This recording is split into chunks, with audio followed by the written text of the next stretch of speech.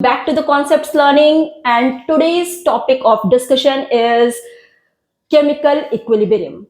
And it's not like your physics equilibrium, static equilibrium thing like translational and rotational equilibrium, in which you just have one object and left side and right side forces are same like 5 Newton, and object will not move. It is in equilibrium.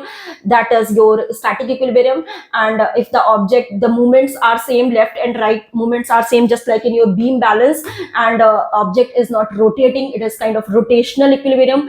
So we are not discussing about the static equilibrium here. In chemistry, we used to study about dynamic equilibrium, right? So what is dynamic equilibrium? It's just like if you have one glass or cup in which water is completely filled, and you have a hole at the bottom and the water is draining out, and you are pouring the same amount of water from the top, so that it is the level of the water is maintained, right? So this kind of equilibrium, so you will see that level of water is same, but there is a continuous change is there. That means output and input are changing, but the level of water is same. So this kind of equilibrium is dynamic equilibrium, right? This thing happen in the reaction. Or equilibrium is not something which is initially there, right? Equilibrium achieve hota hai after a certain time, at a certain temperature, right? तो equilibrium achieve हो जाता है, right? तो equilibrium जब achieve हो जाता है, at that point you can calculate Kc. Before that you can just calculate reaction quotient can be calculated at any moment, but equilibrium constant can be calculated for a particular temperature, right? So it's like equilibrium is just like, जैसे मैं तुम्हें कुछ पढ़ा रही हूँ, initially equilibrium नहीं समझ आ रहा है, इक्विलिब्रियम नहीं अचीव होता है, but after a certain time आप क्लासेस करते रहते हो तो इक्विलिब्रियम अचीव हो जाता है. जो पढ़ा रहे हैं समझ आ रहा है, पढ़ा रहे हैं समझ आ रहा है, राइट? तो इक्विलिब्रियम अचीव हो जाता है. तो बट ये डिस्टर्ब भी हो जाता है, right? Equilibrium can be disturbed. How it can be disturbed, right? अगर आप बीमार पड़ गए, अगर फॉर एग्जाम्पल आपको कहीं जाना पड़ गया, तो इक्विलिब्रियम डिस्टर्ब हो जाएगा. Similarly in the reaction itself, the equilibrium gets disturbed when you are adding some kind of reactant और you are changing the temperature और प्रेशर, राइट? तो दीज आर इफेक्ट्स, राइट? और अगर कैटलिस्ट ऐड करोगे तो equilibrium जल्दी achieve हो जाता है. तो these are the effects on equilibrium, right? These effects can be measured by using Lee-Chatelier principle. So we study it in detail in NCERT. Everything is given, and very interesting concepts are there. कि how equilibrium is restored and what is the relation between Kp and Kc. What is mass action law? तो सारी चीजें जब पढ़ते हो तो पता चलता है कि there are different concepts.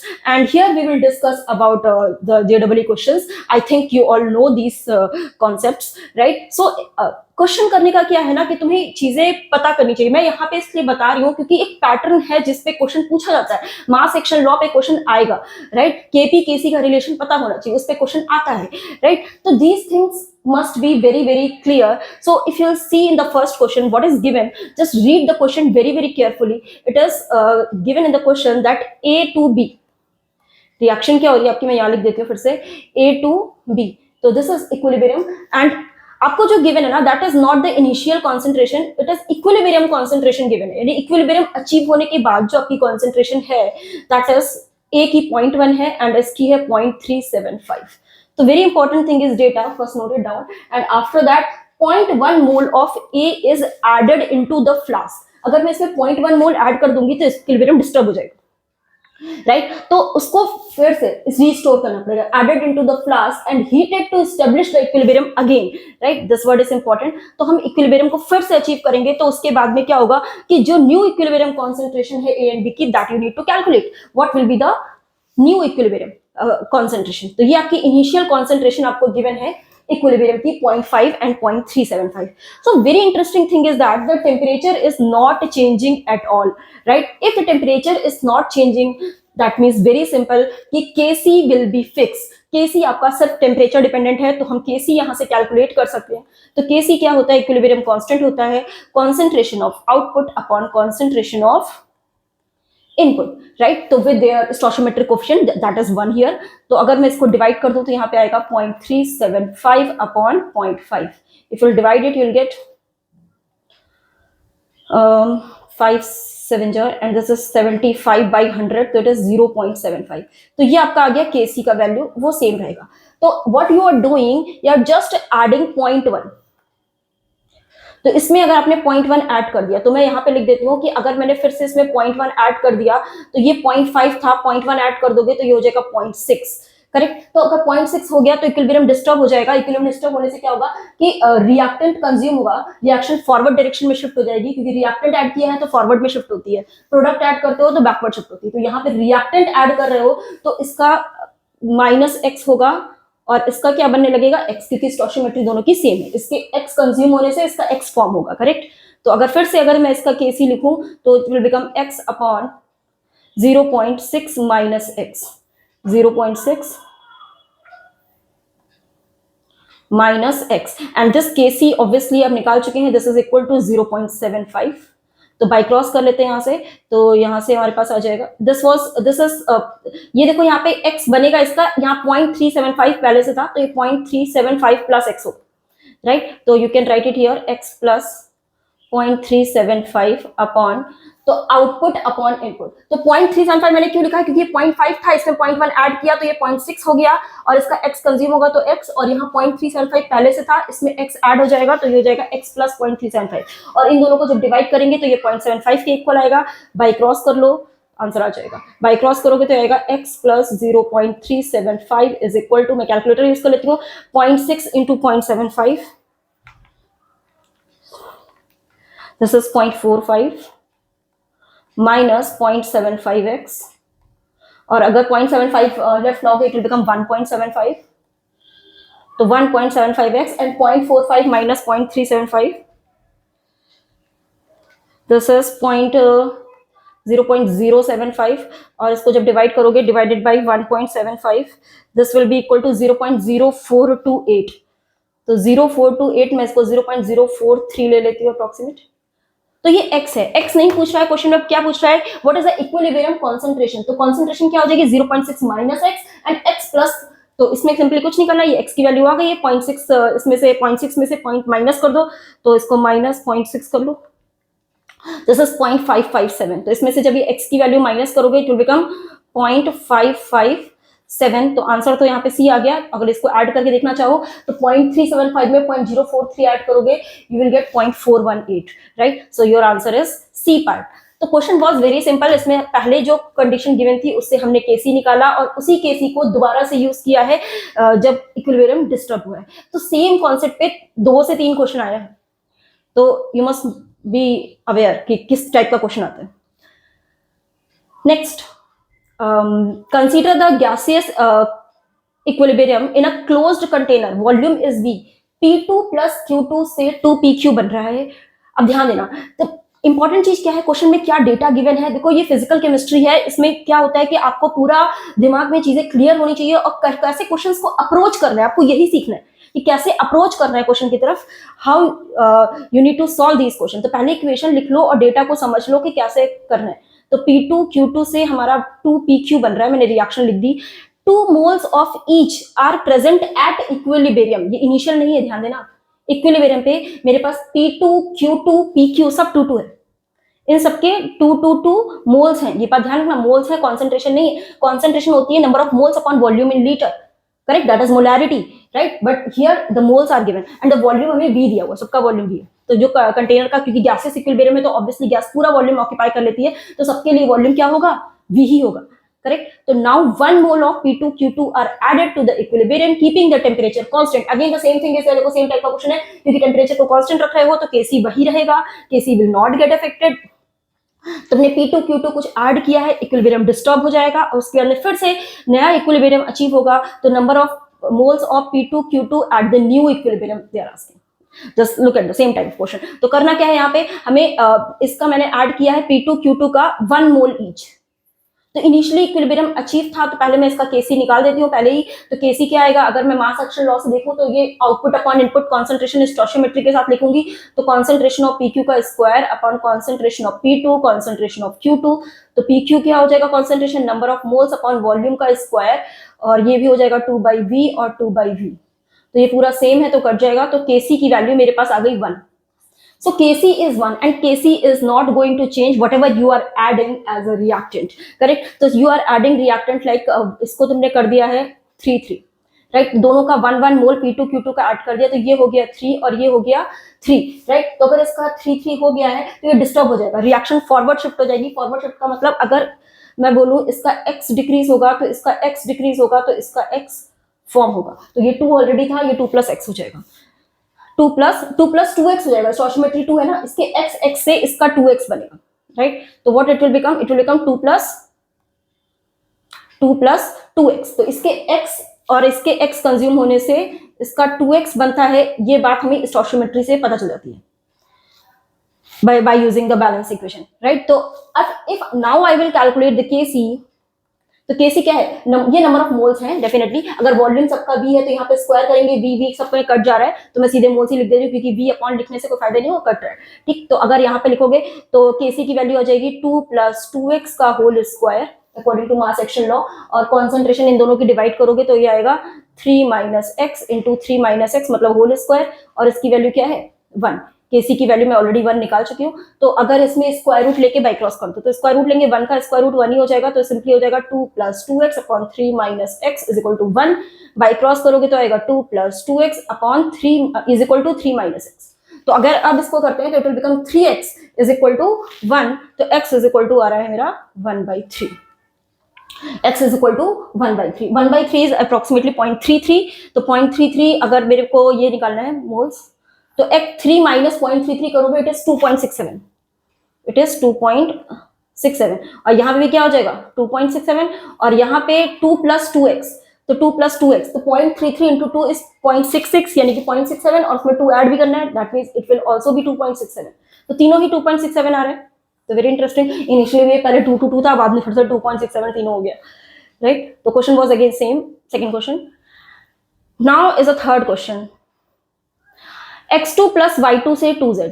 तो try to read the question very carefully and try to analyze the data at once। उसको क्वेश्चन को ठीक से रीड करना है राइट। तो इसमें क्या है, x2 y2 are added in 1 liter flask and is found that the system attains the above equilibrium at certain temperature T and number of moles of x2 y2 and z respectively equilibrium moles. तो equilibrium पे मुझे इन तीनों के moles दिए हैं, यानी कि starting में 1 लीटर फ्लास्क में मेरे पास जो भी ये 3 कंपोनेंट्स थे ये इक्विलिब्रियम अचीव कर चुके हैं। Under this condition of equilibrium 10 moles of Z is added. इस बार तुम प्रोडक्ट ऐड कर रहे हो तो रिएक्शन बैकवर्ड शिफ्ट हो जाएगी, 10 मोल तुमने Z का ऐड कर दिया। अभी तक जो पहले वाले क्वेश्चन से उसमें हम रिएक्टेंट ऐड कर रहे थे तो हमारी रिएक्शन फॉरवर्ड जा रही थी, तो यहाँ पे रिएक्शन बैकवर्ड जाएगी अकॉर्डिंग टू ली चैटले प्रिंसिपल। तो रिएक्शन बैकवर्ड जाएगी, ऑब्वियसली जानी भी चाहिए, उन्होंने भी सिंपल ही बात बताई थी लेकिन ऑब्जर्व करने की बात है ना। तो 10 moles of Z is added, the flask temperature is maintained, temperature same रख रहे हो, तो फिर वही चीज है फंडा कि Kc निकाल लो, वही Kc तुम्हारे पास हमेशा यूज होना है क्योंकि टेम्परेचर चेंज नहीं कर रहे हो। तो number of moles of Z in the flask, new equilibrium is established. तो जब नया इक्विलिब्रियम एस्टेब्लिश होगा उस समय तुम्हें बताने। तो मैं रिएक्शन लिख देती हूँ फटाफट, x2 + y2 से 2z। Correct, okay. तो यहाँ पे जो इनिशियली इक्विलिब्रियम अचीव हो चुका था तो इनके मोल 339 थे। तो हम जब Kc निकालते हैं ना वो इक्विलिब्रियम के कॉन्सेंट्रेशन से ही निकलता है राइट। तो if I will just write Kc according to the given condition, ये इक्विलिब्रियम की कंडीशन है, तो Kc की वैल्यू क्या हो जाएगी, नंबर ऑफ मोल्स ऑफ, मतलब लिख सकते हो कॉन्सेंट्रेशन ऑफ Z का स्क्वायर। तो अगर मेरे पास वॉल्यूम कितना है 1 लीटर है तो वॉल्यूम को 1 ले लेते हैं, तो number of moles upon volume 1 ले लेंगे, तो ये क्या आ जाएगा 9 का स्क्वायर, क्योंकि 2Z है तो Z का स्क्वायर अपॉन y2 और x2 की कॉन्सेंट्रेशन, तो 9 स्क्वायर अपॉन 3 × 3, तो ये 9 और एक ये 9 गया, तो Kc की वैल्यू 9 आ गई राइट। सो Kc अगर 9 आ गया तो जब फिर से इक्विलिब्रियम डिस्टर्ब होगा और चेंज होगा देन फिर से मैं कैलकुलेट करूंगी, Kc रहेगा 9 करेक्ट। तो Kc 9 रहेगा। अगर मैं फिर से इक्विलिब्रियम में क्या हमने ऐड किया था, 10 moles of Z is added correct. तो 10 मोल्स Z के ऐड कर देते हैं, तो 10 मोल्स अगर इसके ऐड कर देंगे Z के तो ये हो जाएगा 19 मोल्स। तो अगर इधर से ऐड किया है तो ये कंज्यूम होगा, रिएक्शन बैकवर्ड शिफ्ट हो रही है, तो ये हो जाएगा 19 - 2x। अगर इसका 2x कंज्यूम होता है तो इसका x और x बनता है राइट। तो ये हो जाएगा 3 + x और ये हो जाएगा मेरे पास 3 + x। तो ये लिखना आना चाहिए कि कहाँ कंज्यूम हो रहा है, कहाँ पे प्रोडक्ट फॉर्म हो रहा है, रिएक्शन बैकवर्ड जा रही है। लेकिन केसी सेम रहेगा, तो अगर मैं केसी को लिखूं तो सब में वॉल्यूम 1 लीटर है, तो जो नंबर ऑफ मोल्स है वही कॉन्सेंट्रेशन के इक्वल हो रहे हैं। तो 19 माइनस 2x का square upon 3 plus x into 3 plus x, यानी कि मैं लिख सकती हूँ 3 प्लस एक्स का होल स्क्वायर। एंड केसी में ऑलरेडी 9 कैलकुलेट कर चुकी हूँ, इसको 9 लिख दो। तो अब स्क्वायर रूट दोनों साइड ले लो, taking square root both side. तो मैं यहाँ सॉल्व करती हूँ, आएगा 19 minus 2x upon 3 plus X is equal to 3। Correct. अब यहाँ से बाई क्रॉस कर लोगे तो आएगा 19 minus 2x is equal to 3 3 9 plus 3x and it will become 5x is equal to 19 minus 9 that means 10। तो x की वैल्यू आ रही है 2।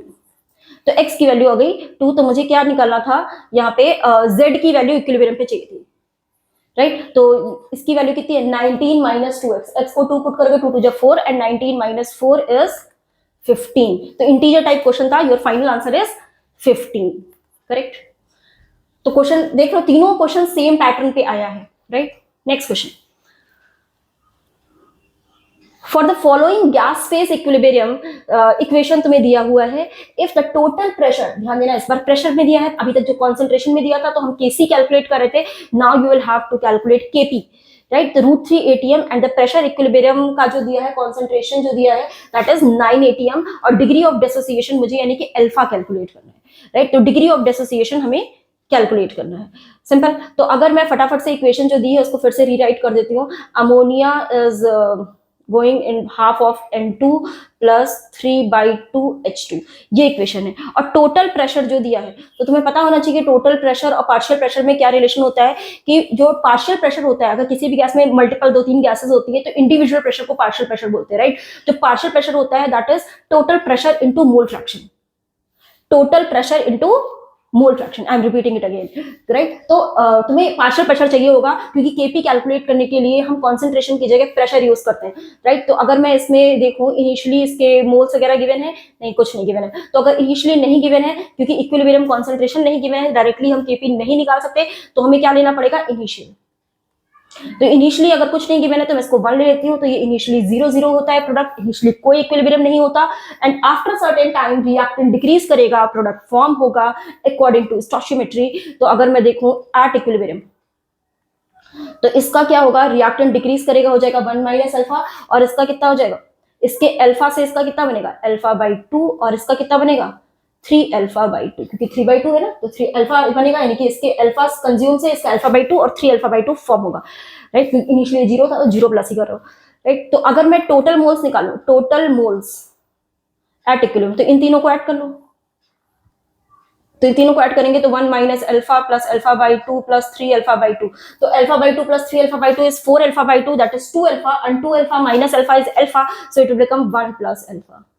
सो टोटल नंबर ऑफ मोल्स हो जाएंगे आपके 1 प्लस अल्फा, क्योंकि मोल फ्रैक्शन निकालने के लिए तुम्हें टोटल मोल्स चाहिए होंगे, तो हमें पार्शियल प्रेशर इंडिविजुअली चाहिए होगा, तभी हम केपी निकाल पाएंगे, है ना। केपी मुझे गिवन है √3, तो केपी को मैं √3 लिख देती हूँ, और केपी की वैल्यू क्या होगी, पार्शियल प्रेशर ऑफ N2 की power 1/2 and partial pressure of hydrogen की power 3/2 upon partial pressure of ammonia, right. तो पार्शियल प्रेशर ऑफ नाइट्रोजन, तो अगर partial pressure of nitrogen, partial pressure कैसे लिखते हैं, मैंने बताया था total pressure into mole fraction. तो टोटल प्रेशर को मैं इनिशियली बाद में √3 पुट कर दूंगी, मैं इसको पी ले रही हूँ कैलकुलेशन इजी करने के लिए, तो इसको मैंने पी ले लिया टोटल प्रेशर को।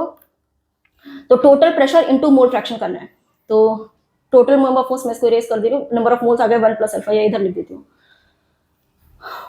ठीक है। तो पार्शियल प्रेशर अगर मैं लिखूंगी, इसका टोटल प्रेशर हो जाएगा मेरे पास, अगर मैं पी ले रही हूँ टोटल प्रेशर, और मोल फ्रैक्शन क्या होगा, number of moles of nitrogen upon total number of moles. तो number of moles of nitrogen कितने हैं, अल्फा/2, अल्फा/2, और टोटल नंबर ऑफ मोल्स मेरे पास कितने हैं 1 प्लस अल्फा, और इसकी पावर कितनी लेनी है 1/2, तो ये 1/2 और ये 1/2, ठीक है। तो मोल टोटल प्रेशर तो पूरे की पावर 1/2 होती है, तो मैं इंडिविजुअली दोनों की पावर 1/2 लिख दिया।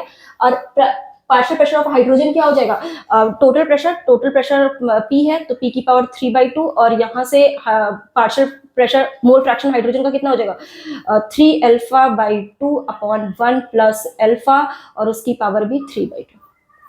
तो ये मैंने कुछ लिखा नहीं है, ये सिंपल मैंने इनके पार्शियल प्रेशर्स लिखे हैं, और इनकी जो पावर 1/2 और 3/2 थी इसलिए यहाँ पे लगा दी है।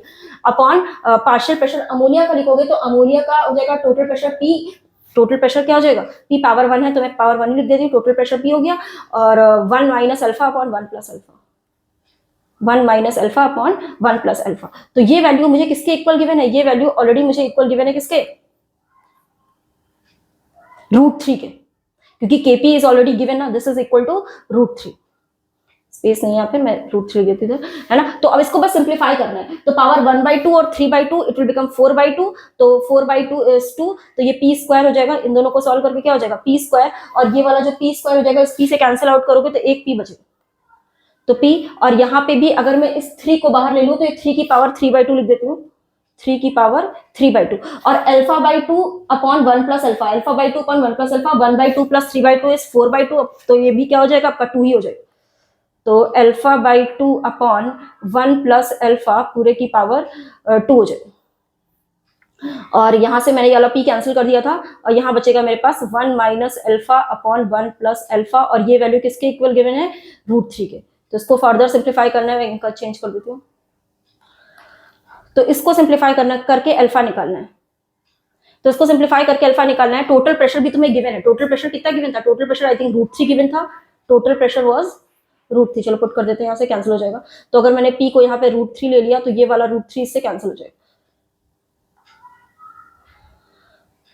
Total pressure. अब यहाँ से अगर क्या है 3 की पावर 3/2 है, और यहाँ पे अगर फर्दर सिंप्लीफाई कर दें यहाँ से,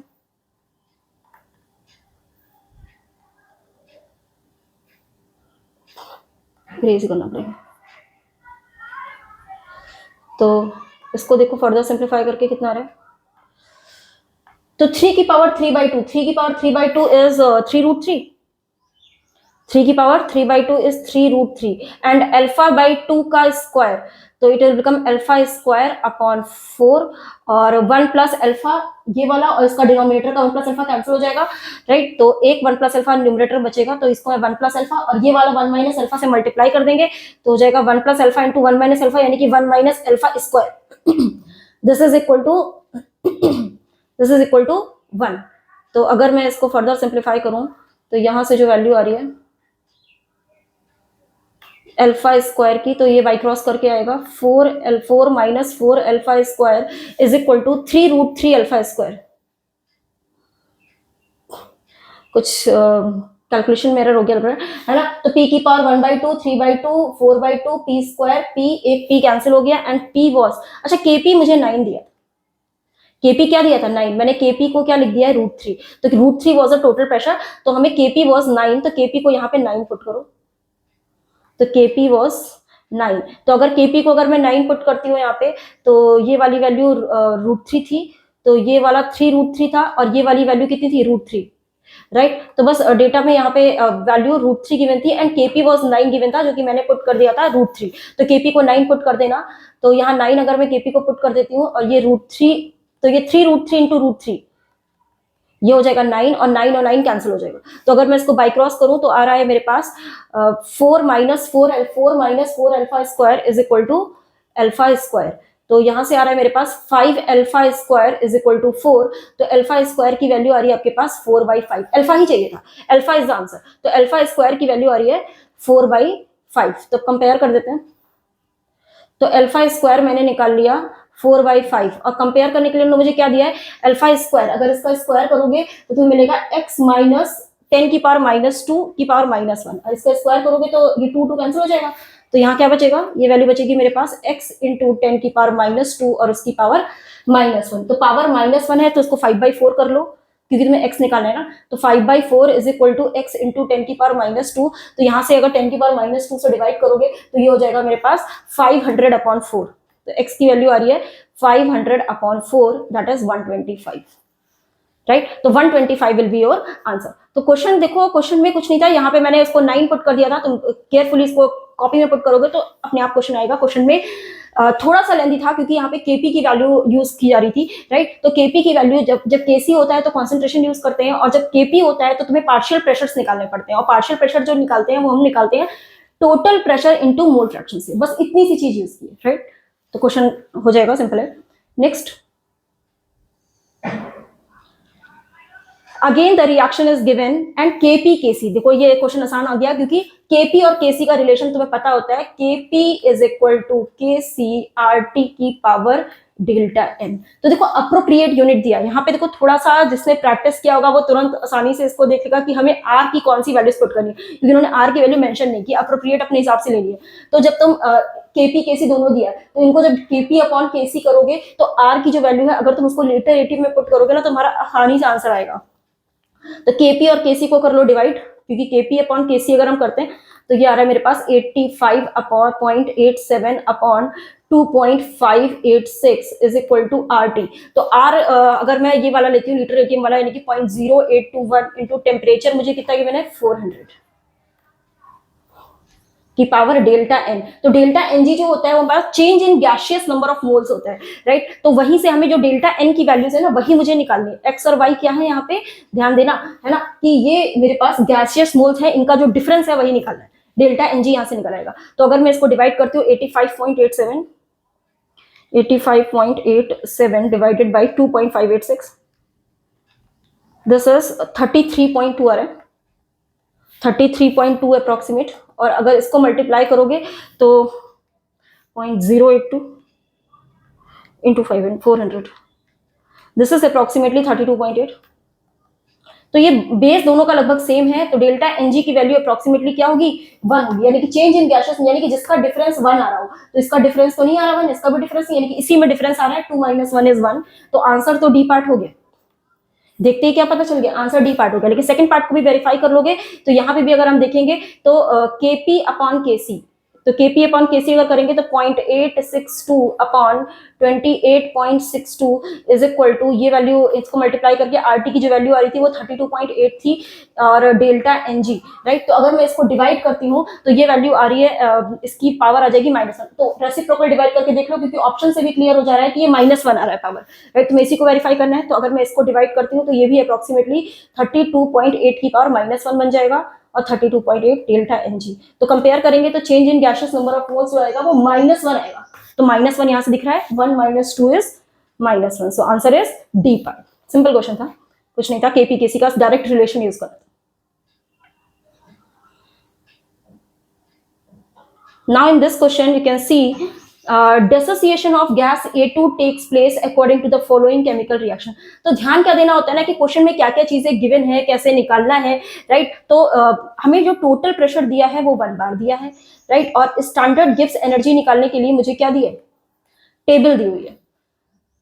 इनकी जो टेबल दी है ध्यान रखना है किलो जूल में दी है, क्या दी है, किलो जूल पर मोल में दी है। तो स्टैंडर्ड गिब्स एनर्जी में प्रोवाइड की गई है। क्या कैलकुलेट करना है, डिग्री ऑफ डिसोसिएशन, यानी कि अल्फा निकालना है। तो अल्फा की वैल्यू हम फिर कंपेयर करके एक्स निकाल देंगे, राइट। तो हमें बेसिकली अल्फा कैलकुलेट करना है। रिएक्शन मेरे पास क्या है, A2 से 2A, करेक्ट, ये इक्वेशन है। तो अगर मैं अल्फा की बात करूं तो इनिशियली मुझे कुछ नहीं दिया है, तो मैं यहाँ पे 1 और 0 ले लेती हूँ, ये इनिशियल मोल्स हो गए। तो अगर इसका अल्फा जाएगा तो इससे इसका 2 अल्फा बनेगा, करेक्ट। तो इससे इसका 2 अल्फा बनेगा। तो अगर बात की जाए किसकी प्रेशर की है तो हम टोटल प्रेशर की बात करेंगे। तो टोटल प्रेशर निकालने के लिए टोटल नंबर ऑफ मोल्स निकालोगे, जो आएगा 1 + alpha, 1 - alpha + 2 alpha, that is total moles जो हो जाएंगे वो हो जाएंगे 1 + अल्फा। क्योंकि पार्शियल प्रेशर निकालने के लिए हमें क्या करना पड़ता है, number of moles upon total number of moles, partial fraction चाहिए होता है। और टोटल प्रेशर तो 1 ही है, तो टोटल प्रेशर इस बार क्या है 1, राइट। तो अगर मैं केपी लिखना चाहूँ तो केपी की वैल्यू क्या हो जाएगी, पार्शियल प्रेशर ऑफ ए का square upon partial pressure of A2। और पार्शियल प्रेशर क्या होता है, total number of total pressure that is 1 और मोल फ्रैक्शन ऑफ ए। तो मोल फ्रैक्शन ए का आएगा 2 अल्फा अपॉन 1 + अल्फा। तो इट विल बिकम, यहाँ पे स्क्वायर नहीं है क्योंकि इसकी पावर 1 है, राइट।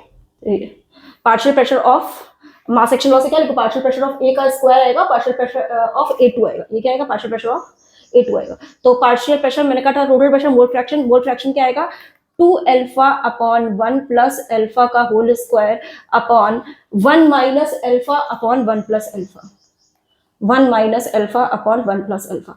तो ये हमारा वैल्यू किसके इक्वल आ रहा है, केपी के। तो इससे फर्क नहीं पड़ेगा, अभी मुझे केपी भी पता नहीं है तो केपी भी कैलकुलेट करना पड़ेगा। तो केपी कैसे कैलकुलेट किया जाए भाई, तो केपी कैलकुलेट करने के लिए इन्होंने कुछ दिया है क्या, चेक कर लेते हैं। ठीक है, आर दिया हुआ है, आर दिया है तो हम केपी कैसे निकाल सकते हैं, एक डेल्टा जी से।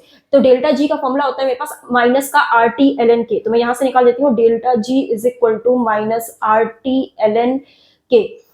तो लॉग चाहो तो तुम इसको 2.303 लॉग बेस 10 में दिया है तो उस पर भी लिख सकते हो।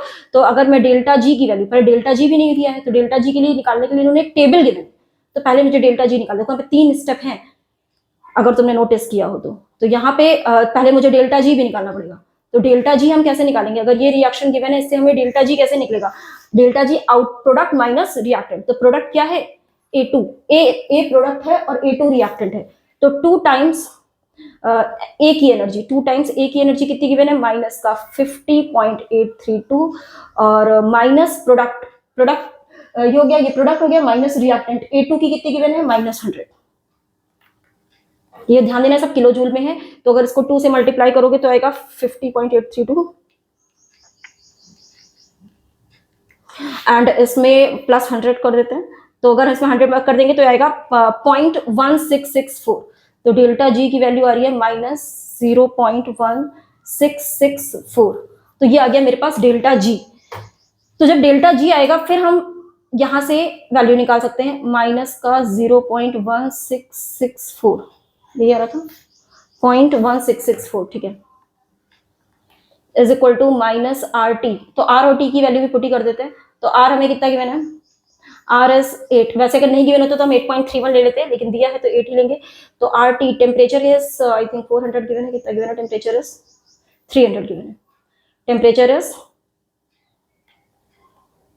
300 ln K, तो ये हो गया 2400, तो ये 0.664 यानी कि 0.664 है, 0.1664 डिवाइडेड बाई 2400, तो ये वैल्यू आ रही है, देखो ये ध्यान रखना ये किलो जूल में है, तो इसको तुम 1000 से डिवाइड कर सकते हो या फिर इस साइड 1000 से मल्टीप्लाई कर देते हो, क्योंकि ये वैल्यू किसमें गिवन थी, देखो ध्यान से टेबल में किसमें दे रखी, किलो जूल में, और यहाँ पे ये वैल्यू किसमें है, एसआई यूनिट्स में है, तो डेफिनेटली तुम्हें इसको 1000 से मल्टीप्लाई करना पड़ेगा, तो यहाँ से जो सिंप्लीफाई करके मेरे पास ln k की जो वैल्यू आ रही है दैट इज 0.699, तो ln k 0.699 यानी कि ln2 होता है, तो अगर तुम इसको देखोगे भी तो 0.3010 को अगर मैं किससे 2.303 से मल्टीप्लाई कर लूँ तो ये 0.699 ही होता है, तो डायरेक्टली इसको तुम क्या लिख सकते हो ln2, तो यहाँ से k जो आ गया यानी कि तुम्हारा kp है वो 2 आ गया। The important thing is that kp was not given, kp भी मुझे निकालना पड़ा, और kp निकालने के लिए मुझे डेल्टा जी भी निकालना पड़ा, तो दिस क्वेश्चन वाज गुड जिसमें हमें डेल्टा जी भी नहीं दिया था, तो डेल्टा जी पहले मैंने निकाला है, उसके अंदर मैंने kp निकाला है, और जब kp आ गया है तब मास एक्शन लॉ से, तो kp मेरा आ गया 2, अब मैं अल्फा निकाल सकती हूँ, तो kp को यहाँ पे 2 पुट करके अल्फा निकाल देंगे, क्वेश्चन हो गया, क्योंकि ये वाली जो वैल्यू मैंने बनाई थी इस वैल्यू से इस वैल्यू में अगर kp को मैं पुट कर देती हूँ 2, राइट, तो kp अगर 2 हो गया तो kp 2 हो गया, तो ये 2 अल्फा अपॉन 1 प्लस अल्फा का होल स्क्वायर था, तो 2 अल्फा अपॉन 1 प्लस अल्फा का होल स्क्वायर हम करेंगे तो आएगा 4 अल्फा स्क्वायर, एक 1 प्लस अल्फा और एक 1 प्लस अल्फा कैंसिल हो जाएगा, तो यहाँ नीचे लिख देती हूँ 1 प्लस अल्फा, और डिनोमिनेटर में क्या है ये 1 माइनस अल्फा है, तो 1 प्लस अल्फा एक ये वाला रहेगा और एक ये 1 माइनस अल्फा, तो बाई क्रॉस कर लेते हैं तो हो जाएगा 4 अल्फा स्क्वायर, और ये हो जाएगा 1 माइनस अल्फा स्क्वायर इंटू 2, तो 2 इंटू 1 माइनस अल्फा स्क्वायर, 2 2 जो 4, तो ये आएगा 2 अल्फा स्क्वायर और प्लस अल्फा स्क्वायर, तो 3 alpha square is equal to 1, तो अल्फा की वैल्यू आ रही है 1/√3, तो अल्फा 1/√3 आ रहा है, और इन्होंने कुछ अल्फा गिवन था, इसको कंपेयर कर देते हैं आंसर आ जाएगा, तो अल्फा कितना गिवन था इनका, दैट वाज x इंटू 10 की पावर -2 का स्क्वायर, तो बेसिकली अल्फा स्क्वायर को ही कंपेयर कर दो, पावर 1/2 है, तो ये x इंटू 10 की पावर -2, तो 1/3 जो मेरा आ रहा है उसको लिख दो x इंटू 10 की पावर -3, तो x की वैल्यू आ जाएगी तुम्हारे पास x इंटू 10 की पावर -2, तो ये आ जाएगी x की वैल्यू 100/3, तो 100/3 33.33, तो हमें नियरेस्ट इंटीजर में आंसर देना था, तो 33 विल बी द आंसर, तो आंसर आ रहा है 33.33, दैट मीन्स, लेकिन हमें उसमें देना है आंसर नियरेस्ट इंटीजर में, तो 33 will be your final answer, तो this question was somewhat good, जिसमें हमें 3 चीजें कैलकुलेट करनी थी, तो अगर प्रैक्टिस की होगी तो तुम्हें पता चलेगा एक चीज कैलकुलेट करके, अच्छा इसके लिए इसकी जरूरत है, इसके लिए उसको निकालोगे, then you can finally calculate the answer,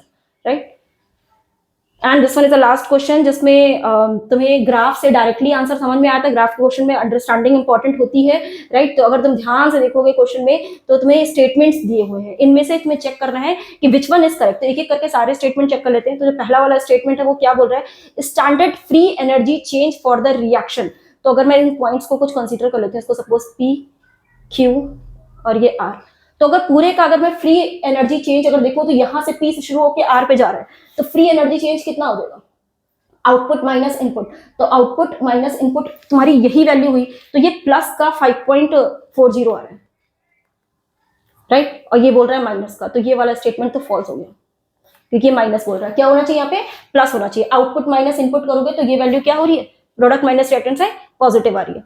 second कह रहा है delta G not in the graph is positive, ठीक है पॉजिटिव है, N2O4 will not dissociate into NO2, भाई डिसोसिएट तो होगा, इक्विलिब्रियम कैसे आएगा ना, राइट, तो प्रोडक्ट से रिएक्टेंट बन रहा है, रिएक्टेंट से प्रोडक्ट बन रहा है, तो नॉट डिसोसिएट पार्शियली डिसोसिएट हो रहा है, डिसोसिएट तो हो रहा है, तो इट इज नॉट डिसोसिएटिंग, गलत हो गया स्टेटमेंट।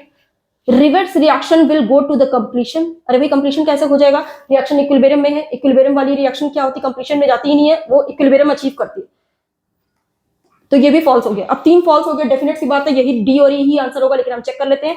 तो डी पार्ट में क्या बोल रहा है कि 1 mole of N2O4 changes into equilibrium mixture when delta G is this, तो N2O4 इक्विलिब्रियम मिक्सचर यहां पे आता है, राइट, तो यहां से अगर 1 मोल से इक्विलिब्रियम आ रहा है तो ये 0.84, अगर प्रोडक्ट माइनस रिएक्टेंट करोगे तो आएगा माइनस का 0.84, बिल्कुल सही, माइनस 0.84 दिया, दिस इज ट्रू। और फिर नेक्स्ट स्टेटमेंट में कह रहा है 2 moles of NO2 changes into equilibrium mixture और delta G naught of the equilibrium mixture बताना।